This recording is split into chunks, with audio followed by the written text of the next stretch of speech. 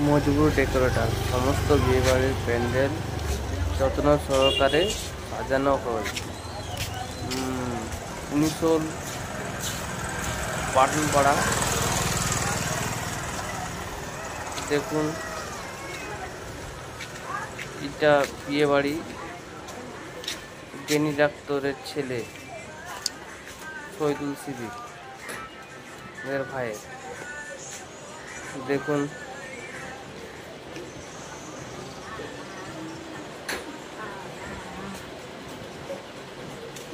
প্যান্ডেলটি কত সুন্দরভাবে সাজানো হয়েছে।